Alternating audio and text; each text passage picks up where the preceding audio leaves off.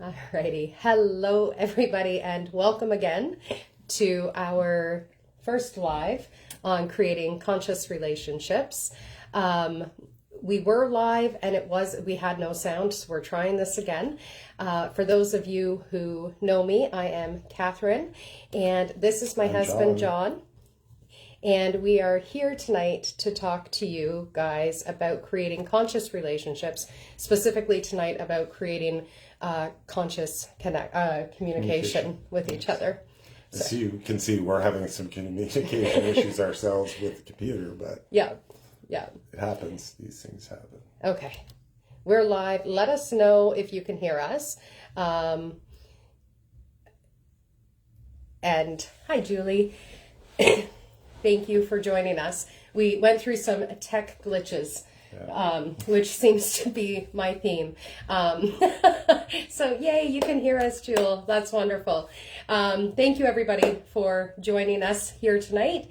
And I guess let's just dive right into it and absolutely share what we're here to share.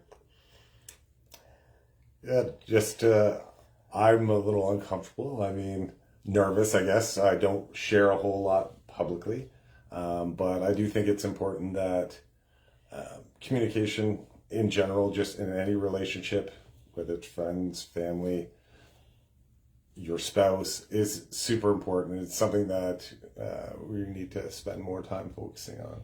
Absolutely. So, yeah, I'm, like I said, a little nervous, but I will do my best. You're here. That's right. That's all that matters. So for those of you who know our story, or for those of you who don't know our story, this December we'll be celebrating 18 years together. And we got together at a time that I had 3 kids, he had 3 kids, and we were both a lot younger than what we are now, and had to go through a lot of different challenging kind of aspects. I mean, coming in with 3 kids and blending those 2 families together was definitely a challenging time for us. And we also came in having a lot of our own traumas and our own baggage from previous relationships, but also from our childhood upbringing. And life in general, right? Like, yeah, it's just all-encompassing, really. Yeah. And yeah, we came in with a lot. Yeah. And it is funny, like when we first started talking to each other, one of the things that I liked about him on his dating profile was that he said he was spiritual, and he liked that I said that I was spiritual as well. And we were both so tiny in our spirituality at that point in time. Yeah. I didn't even know how to meditate. And when he asked me if I meditated, I was like, I don't even know how to do that. So that's how brand new spirituality was for both of us. But it was also spirituality that kind of brought us together. Absolutely. So. Yeah, when I think back of, like, you mentioned the dating profile, the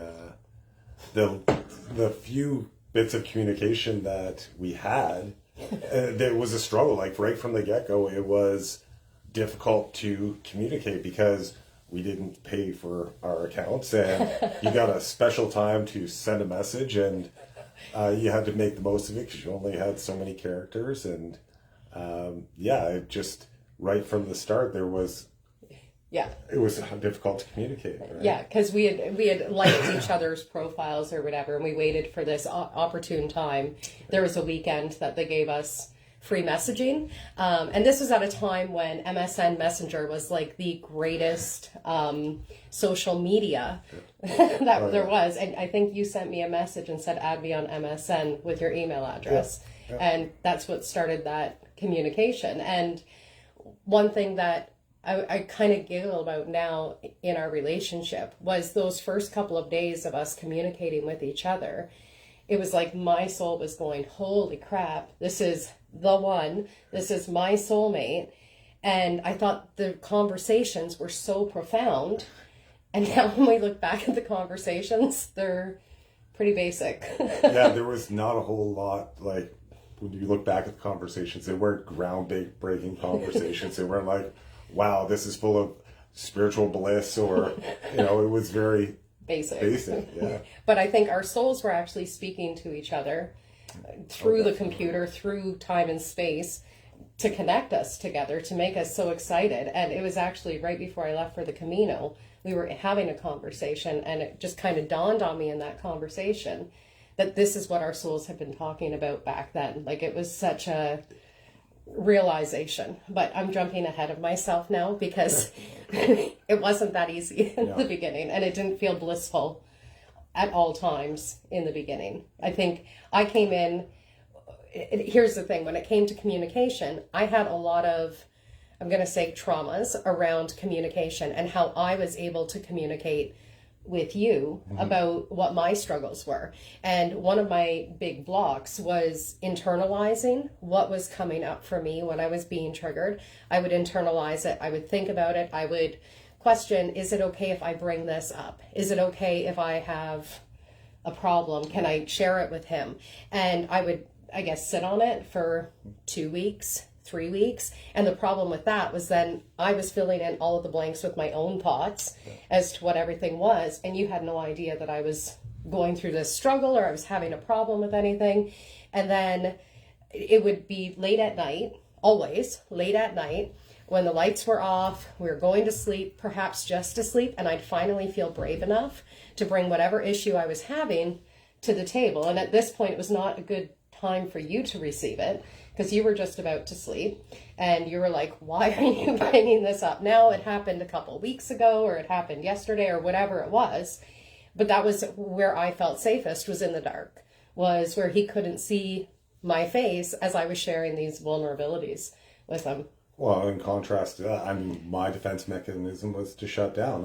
It was always, and I think there's a lot of men that actually do this, is when you're met with some of these discussions and vulnerabilities, we tend to go into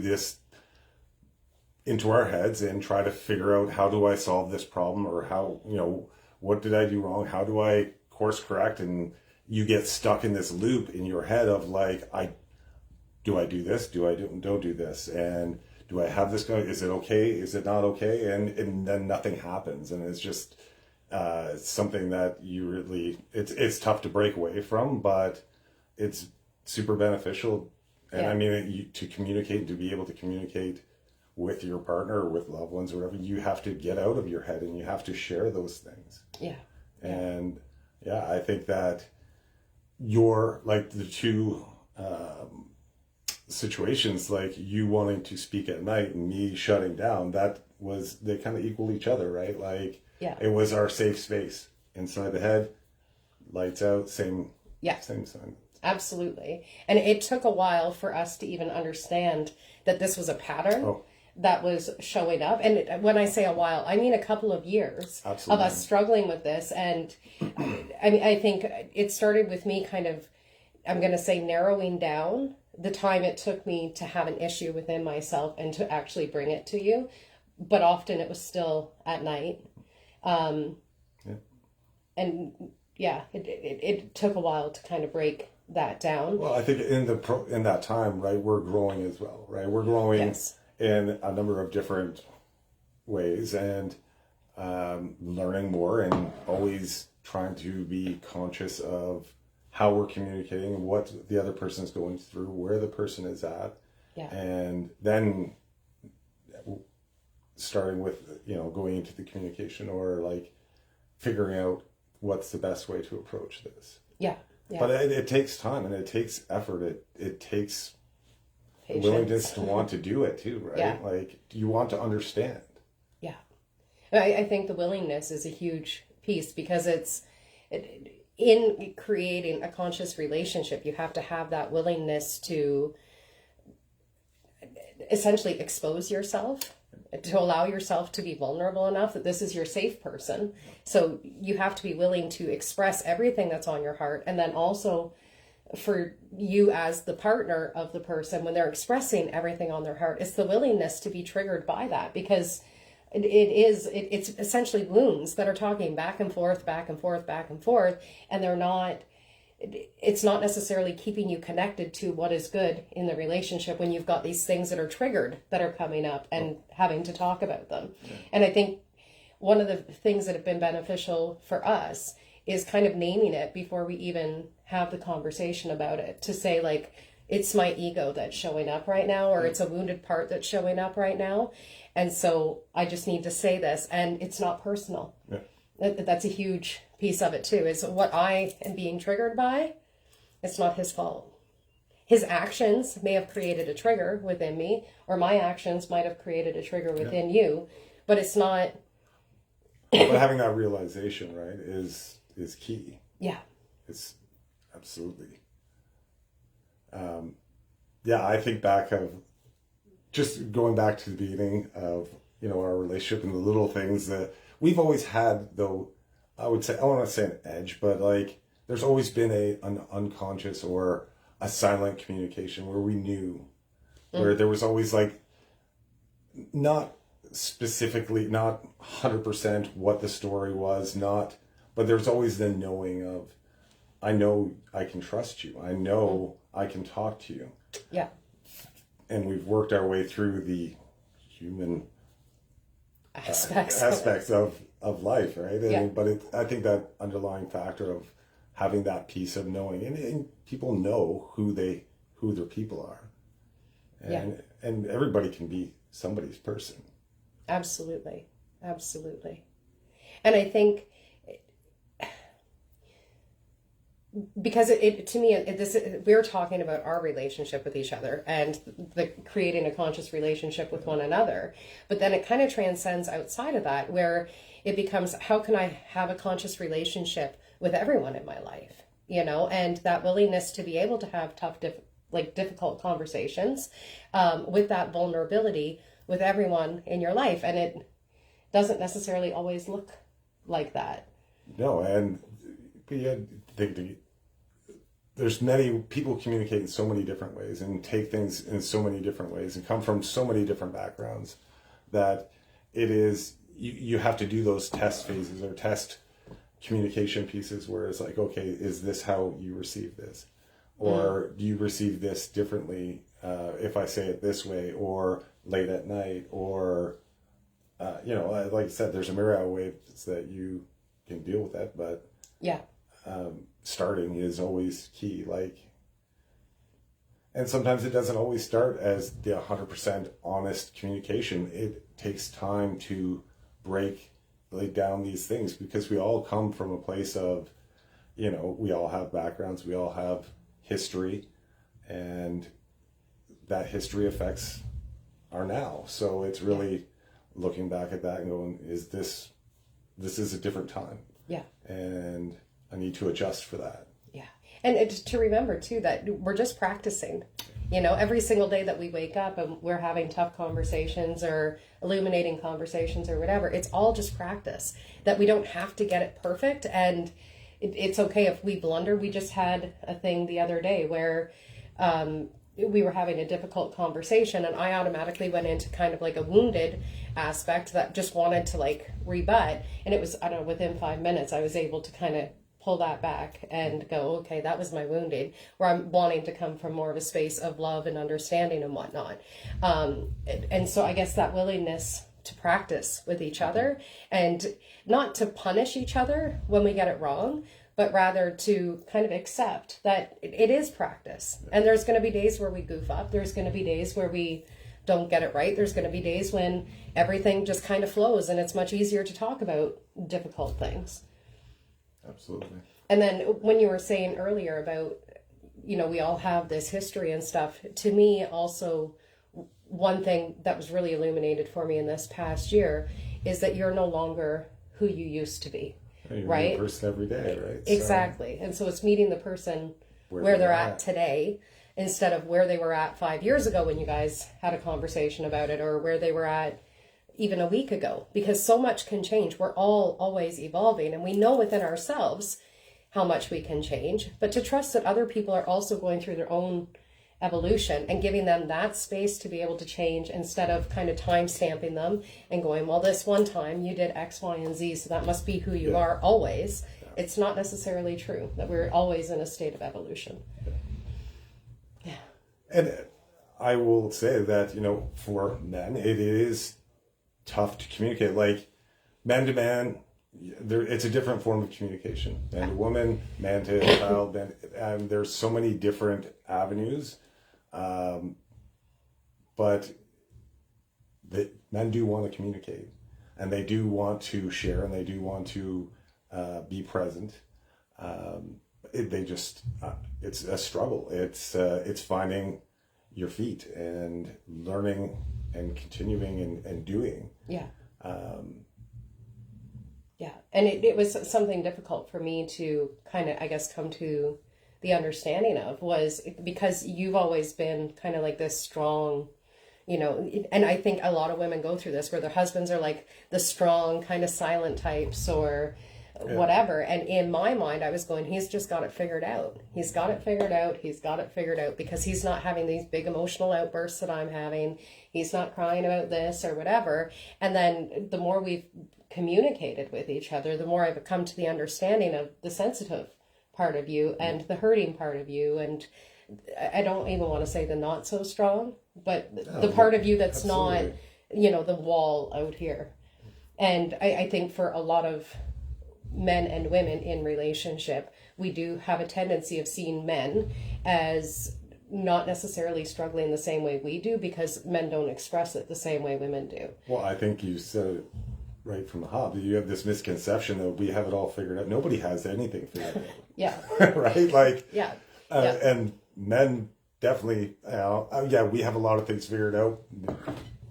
Women have a lot of things figured out, but we don't have everything figured out. Yeah. And it's trial and error. It's the willingness again to want to communicate and know, not just go, okay, you're not happy today, I'm gonna go and play video games or something. It's okay, why aren't you happy, and what can, working through that. It's not just leaving it as it is. Yeah. Well, and that's something we were talking about earlier today, is but just about remaining curious. If there's miscommunication that's happening, staying curious, why is the miscommunication happening? If I'm unhappy, staying curious for myself, why am I unhappy? I've got to stay curious about that, but then for him to be curious about it as well. Why is she unhappy? And also, what is that triggering up in you that I'm unhappy, and holding space for what you're going through, and also holding space for what it gets complicated. Oh, there's absolutely a lot of pieces that need to be juggled. Well, I mean, go back to when we first started dating, my tag or whatever on my profile was, what about the glass being half empty or half full? If you can answer this, blah, blah, blah, blah, blah. Yeah. And it's like, okay, that is jaded communication. It's very gray. It's very, and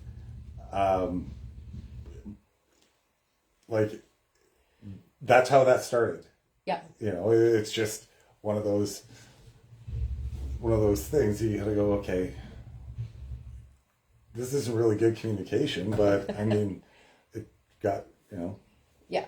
Yeah. Well, and I think that's an important piece too, is that there's stepping stones of communication. Yeah. Like, you can't just go all in and go, and none of us do. We all protect ourselves in so many ways that you can't just jump all in, and to not get hard on yourself about that. That it is really, I don't want to say an edging process, but it's peeling back a little bit and drawing in closer, and peel back a little bit and drawing closer, and to test the safety. Yeah. There is a lot to do with safety when it comes to communication. Yeah, absolutely. It goes back to everybody having a past, everybody having a life, right? You have your work, I have my work. What's going on at work? We have children. What is going on with children? How invested are we with this, that, or the other thing, and what is really coming up here? And there's so many things to take into consideration when you're talking about communication with, like I said, with partners or with anybody in general, that you have to do the testing out and feeling out and figure out what is the best way to communicate, and is it constructive, the message that you want to communicate? Yeah. Yeah. Is it the message that needs to be communicated? Yeah, and I think that comes down to even the mindfulness of the words that you're choosing when you're communicating. Because I know for myself, it used to be a lot of finger pointing. You're doing this, blame, blame, blame, blame, blame, blame, blame. But when you become more mindful that your triggers are 100% your responsibility, right? There's a reason you're being triggered. It's no one else's reality but your own. So when you're taking that responsibility, the language starts to change. It isn't so much of you're doing this wrong. It's I'm being triggered right now. When this action happens, because it doesn't matter if it's you or 100 other people who are doing it, it's a specific action that triggers a response in me. And then I have to take accountability for what that trigger is and use that as an opportunity to heal myself and also to express myself. You know, if I can say to you, this is what triggers me, it's not you need to change this behavior. It's really you holding space for what that triggered response is within me. Yeah. No, it's like, well, I mean, see, you still need to hold space for that person no matter what, right? Like, yeah, in general. And whether they need to change or not, I mean, I think as a partner, you always want the best for your spouse, your partner, and you're going to evolve to that way. If there's something that is causing friction, then you're going to adjust. And that doesn't matter. Like, if you brought up something and it was something that it's your trigger, well, I'm going to try and ease that for you, though. Mm-hmm. Right? But that's your choice. No, absolutely. But that's part of that communications where, okay, we're having this discussion about being triggered. How can I help? Okay. Not just hold the space, but how can I help? How can I ease this? How can I, make this better? Yeah. Yeah. It just, to me, yeah. Because essentially it's not necessarily about the other person changing their behavior, although sometimes it's absolutely needed. But to me, it also, that kind of points it back into like the blame of someone else needs to change in order for me to feel comfortable. And I truly believe that we can all heal every single trigger that's within us, that nobody needs to change. It won't have that triggered response. It could. But even at that, it's still a response to that, right? Yes. I'm not saying they have to change, but you have to change in here. Yes. To go, okay, I know you're triggered by this. Doesn't mean I have to change. You don't like blue, so I'm going to change my shirt. Yeah. It's going to, okay, I know you're sensitive. I'm sorry. Or, I'll try whatever the case may be, you. but it doesn't have to be a complete change. Yeah. Yeah. And it's just knowing that, how that communication works between people. Yeah. And then you had brought up a few minutes ago about holding space. Mm-hmm. And that was actually something we talked about long distance while I was on the Camino, was about holding space, because I recognize that I have a pattern of not necessarily knowing how to hold space for men. And it started with my dad when I was much younger. And then I've had moments with your dad where he's gotten vulnerable with me and I just kind of freeze. And then you were also kind of going through some vulnerabilities while Absolutely. I was on the Camino. And I was like, I don't even know how to hold space for a man. And it turns out it's really not different than how I want him to hold space for me. But it turned out to be a very good conversation that we were having of how do you hold space for a man, and really how do you get a man to open up? Well, yeah, that brought a whole myriad of conversation after the fact, right? Because, it again goes back to communication, and we always thought we had this, and we do have a very good communication set, but there's parts that were missing. Yeah. Things that we didn't see. And that's where that curious piece comes in. And then how that relates to the rest of the world and looking at friends, family, et cetera, and how men actually communicate. It's something that I think has been overlooked for a long time. Yeah. I could be wrong, but I think there's a lot of misconception on just that piece in general. Absolutely. I mean, I think a lot of women for a long time have known men need to heal. Men need to heal. And we've been asking for men to heal. And when I go to all my spiritual retreats or seminars or workshops, it's like the quotient, that's not it, quotient? The amount of men versus women, it's usually like 5% men, 95% women.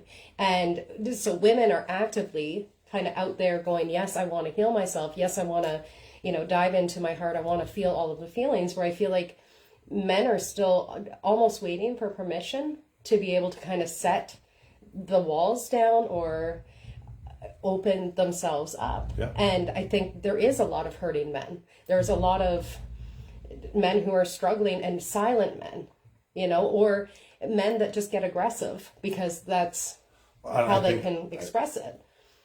And again, I think it goes back to much, being in their head. Like, they're communicating, not with you. There's a lot of communication that's flying around in there, and it is really like picking a lock. It is trying to figure out that combination, and then, sharing that piece and sharing hints to what the combination are is key, right? Like, Yeah. I do think that there's a lot more that, like, communication-wise for men, they do struggle. It's just hard to break free of the societal pieces that are out there, and what's okay, what's not okay, because that's ever-changing. And they, for a lot of time, they don't know how to express themselves properly. Well, and I think that comes down to a lot of societal conditions about how men have to be strong, and how men are fearless, or they have to be brave, or be a man, or whatever. It's a lot of languaging that tells you don't express any vulnerability. Don't share that part. Don't, open your heart and expose yourself to that kind of vulnerability. And it's the wrong messaging. Like, I feel like for us women, when we say we want a strong man, we're saying I want a strong emotional man, like an emotionally strong man. Let me rephrase it to that. Well-rounded, right? Like, you want that openness, you want that vulnerability, you want, well-rounded is how I would. Yes, I'm just saying it's really not anything to do with like physical strength or anything absolutely, like that. That absolutely. it's an emotionally strong man, an emotionally strong partner that can really hold whatever storms are coming, but also knows how to, express their own inner storms. Not just deal. Yeah. And I know we've raised enough sons now. We've seen kind of the transition. They go from being this sweet, sensitive little boy into I need to be stronger, I need to be tougher. And we're trying to give them the languaging of like, it's okay to be soft, it's okay to be vulnerable, it's okay to be sensitive. And yet they leave the house, for school or whatever, and they become stronger. They become more emotionally tough because it's not acceptable out there. And I think in relationship, for the woman you're essentially having to work through those walls. You're having to show it's safe to be vulnerable with me, without I think that goes both ways, right? It is absolutely essential that as partners, you show that vulnerability piece and communicate that. You have to be that safe space. Yeah. And it has to be communicated that you're that safe space. Yeah. Like, you can think it, but sometimes you need to hear it. Sometimes people need to hear, it is okay. Yeah. Just tell me what's on your mind. Yeah. And just communicate. Yeah. Right? Absolutely. And another thing that just popped into my mind while you were talking is, I guess, when it comes to conscious communication as well, is understanding what each other's past has been, what their experience has been, and how that still influences how they receive your love, how they receive communication, how they speak, all of that. And this goes across the board with all relationships, because every person has their own experiences as to what different facial expressions mean, what different actions mean, what different words mean, and for what could be very triggering for one person is not triggering at all. But understanding that past and understanding why a person might kind of feel that way, and you're not using their past against them, you're using their past to learn really how to love them. What ways did they not receive love? What ways did they need to be nurtured more? What ways did they need to feel more safe? And when we can understand that, for each other, then we can become that for each other, that we can nurture that within each other and really heal the past in real time in just the ways that we're showing up and having conversations. Yeah. Absolutely. Yeah. I'm going to go back to like even the beginning of our relationship again. Just because the communication to begin with was, you know, it was tough. I mean, it really was. We didn't have cell phones like we have now. It couldn't be, you know, I mean, we spent 10 hours on the telephone talking on the phone. But it's much easier now to communicate and share than it was then. Yeah. There was distance between us, right? Like I was in one city, you were in another city. We both had work, we both had kids, we both had lives outside of that. Yeah. But yeah, we always found a way back. Yeah. We always found a way to communicate. And even through that, it was always the need or the willingness to want to communicate. Yeah. And continue to communicate. Yeah. But yeah, it's not been easy, like from the start. No. Like we've overcome a lot of roadblocks to get to where we are. Even just having kids around all the time. Like most people, when they step into a relationship, they have a getting to know you period. Yeah. And our getting to know you period was getting to know you with 6 kids running around and trying to keep everyone happy. So we're still getting to know each other, I would say. And then, of course, blending our families together. We were going through court processes. We were going through divorces, bankruptcies. Oh, there was a whirlwind of emotions everywhere. It was so you're trying to navigate everything. Yeah, hell in a hailstorm. I don't know. Like it was an adventure, and it has been. And yeah, but and I think one of the key pieces is, to me, it was never like giving up was an option. No. You know, it was constantly making that commitment to make our relationship better, to make time for connection, to make time for communication, which I didn't realize probably until the past 8 to 10 years about the communication kind of piece. And, you know, being okay with you're going to have a bad day, or I'm going to have a bad, or we're going to make mistakes, and that is okay. And, you know, learning from them and learning together and building together off of those is the important piece. It's like, yeah, you know what, nobody's perfect. Yeah. But how can we make this better? How can we, I mean, it doesn't even have to be corrected. It's just, how can we adjust this? Yeah. And having that conversation as well. Because, yeah, you got to take the good with the bad, the, you know, black with the white. So you really need to pursue that communication piece of, okay, if this is a bad day, why is this a bad day? And it's never just a one word, like, oh, I had a bad day because I spilled coffee on the floor. Yeah. You know, I mean, for some people, okay, maybe that is the straw that broke the camel's back, but most of the time it's not. And it really is, as a person, to dig a little bit deeper, just to know what is the problem. Yeah. Yeah. Absolutely. Absolutely. Yeah. And then to just kind of go back to what I was saying about, like, these kind of struggles and stuff, mm-hmm.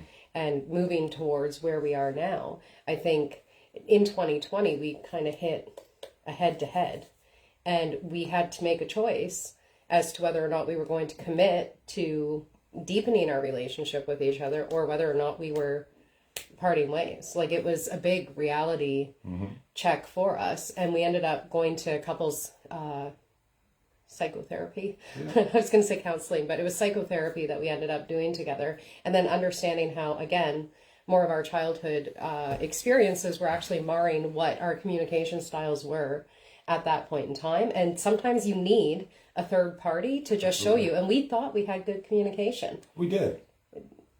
We absolutely did. But again, we had blind spots to it. Yeah. We needed a third party to be able to kind of go, those are your blind spots right there. And once we were able to have those blind spots kind of pointed out and holding space for each other in what those blind spots were, because we both had like very similar patterns that were showing up and just like clashing against each other. Absolutely. And it was through that it deepened, I would say, our communication styles and our connections with each other better, because it helped me to understand what his point of view was and why he was coming to the situation that we were dealing with like this. And I think it helped you to also understand what my experience was and why I was coming at it like this. And it was suddenly like, oh, we're not actually on opposing teams here. We're on the same team. That's his phrase. He always says that. We're on the same team. Because I used to want to battle it out. Yeah. And to be able to look at the problem and go, the problem is actually the opposing team, but we ourselves, we're on the same team. You know, and sometimes those wounded parts or those egoic parts, whatever you want to call them, they'll look at each other and go, we've got to fight each other. But it's remembering that the problem is actually what you're fighting. And to want to keep that connection while you're facing that problem. Well, you need to do it together, right? That's the thing. Yeah. It's like, we're on the same team. No matter what it is, we're on the same team. Yeah. It doesn't matter if it's you have a problem, I have a problem, we're on the same team. We need to solve this together. Yeah. We need to figure out, what is the best solution for this problem. Yeah. Not, oh, this is your problem, go deal with it, figure it out, and then come back to me when you're healed. It's like, yeah. Because, you can do that, right? I can go away, go to some place and be all healed and enlightened and come back, and then we're not in the same place. And then there's no understanding. The communication is now broken because you don't know what form of communication I was receiving wherever I was. But that's why it's important to do that team thing together, no matter what it is. Yeah, and I think it was just actually a few weeks ago we were saying, and it's so when you say we need to focus on this problem together, we need to fix this problem together. It's also we get to that we have the opportunity to, and to take that as excitement that you get to do this together, that you get to help each other, that you get to help yourself. Like it's not. Sometimes it's not a chore, right? Yes, it's not a chore. It's it's something you should be grateful for, that you get the opportunity to be in this situation. Yes. And we take that stuff for granted. It's like you actually have the ability to be here solving this problem. Yeah. Or going through this and having these discussions where it really is a gift. Yeah. And we've been talking about that in really all of our relationships of, we have an opportunity to do the dishes for our kids. We have the opportunity to cook delicious food for other people. We have the opportunity to go live. And none of it is a chore. That when you're truly, giving from this kind of unlimited space, that it becomes opportunities for you to just share more of who you are. Right? You want to put the best into, your community, into feeding your family, and honor that. Yeah. And, I think if you look at things that way, where it's always try to do your best and try to put your best into whatever you're doing, just if it's going to help one person. Yeah. Even if it's, okay, you made the best grilled cheese. Well, so what? But for somebody, that might be the most important thing, that it's keeping them going. It's just that simple grilled cheese. It's that simple act of, I just needed that garlic butter on my grilled cheese versus butter or whatever it is. It's just that little, and I don't want to say extras, but it's just that extra care. Yeah, yeah. And I think kind of going into any relationship with the idea of how can I serve this person? And it's not serve like subservient, but rather what do I have within me that I can share with this person to best allow them to show up in this world as their greatest self. And often as parents, we do it so easily for our kids. We go, oh, they're into our youngest right now really into guitar. Oh, he's into guitar. How can I support that? How can I serve this kind of passion that's coming up for him? But often when it comes to spouses, we don't necessarily go, how can I best serve my spouse? How can I best let your greatness come through? Or how can you best let my greatness come through? Because sometimes what is great for me is not necessarily great for you. Or what is great for you is not necessarily great for me. But for me to be willing to, I'm going to say surrender, or sacrifice. Sacrifice is one of those words that it's got so much connotation to it. But for me to sacrifice the parts of me that are triggered by your authentic expression, to say, I don't need these as much as I want your authentic expression. I'm willing to sacrifice this so that you can be out here in the world as your greatest self. Especially if that lifts that person up, right? That is like the greatest honor to give that to anybody is, hey, I will take a little piece of this away from me just to put that under your feet to lift you up. Yeah. That is, that is a huge honor to do something like that. Yeah. And to remember that it's an honor. It's not, in our society, we talk about sacrifices, and a lot of people go, I've sacrificed so much for you, or I do so much, and da-da-da. And it becomes almost like a resentment thing. And I've been there and done that. But from this space of, I can be willing to let these parts of me go, to let you show up, or anybody show up in their greatness. But isn't that something though, is right? So if I can do these things, if I can make your day or whoever's day, the kid's day, easier, so they have that opportunity to reach that much farther, isn't that like a real? Yeah, it's such a gift. Grateful piece is like, don't think of it as a chore. Think of it as like, I have the honor to participate in your life, where I'm giving or making the opportunity for you to be great. Yeah. And if I can remove these pieces to get you there, that's what I want to do. Not that I have to do it. Not that, here I have to go and do the dishes. No, by doing this, I'm allowing more opportunity. Yeah. And it really is just a shift in the mindset, and a shift in the way that you're showing up, that it's not a sacrifice. It's not a chore.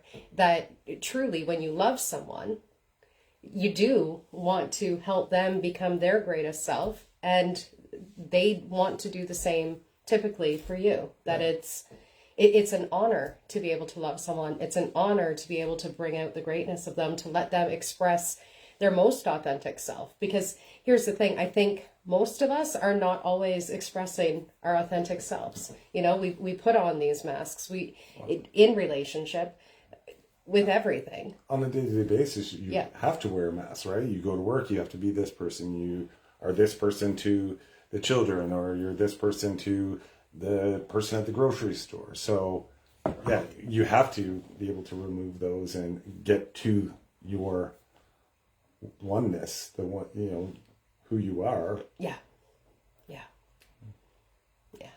So, if you guys have any questions, by all means, ask some questions. I will share, just because I kind of came to a blank spot in my mind there, I will share that we are planning on continuing to show up live, to continue to have talks. I did okay. You did great. You can rate me in the comments if you want. You did great. But I'll be back for you guys.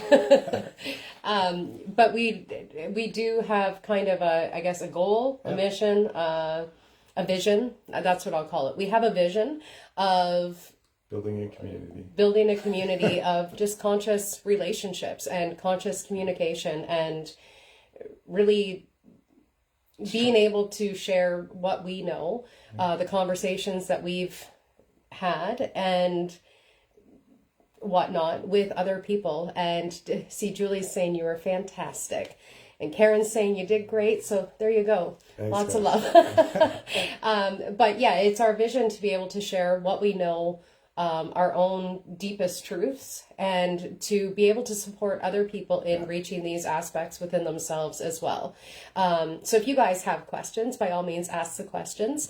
I think maybe I don't know when we'll be back. I have an idea, but it'll be posted. And in the meantime, if you have any questions about things that we've talked about tonight, but maybe you don't want to post it into the chat, by all means, send a private message to the page, and we're happy to answer any questions that people might have, or to talk about any topics that you guys might want to talk about. Really, I agree 100%. But it's just making a little brightness, right? Just giving a little bit where we can. I mean, we do what we do for each other and for our family and community, but just sharing that light a little bit as best we can, try to make people's lives just a little lighter, a little easier, and have a little fun too. Yes, absolutely. Absolutely. So thank you everybody for joining us here tonight for our first Creating Conscious Relationships conversation live. And we look forward to seeing you guys again on another day with another hot topic. Have a great night.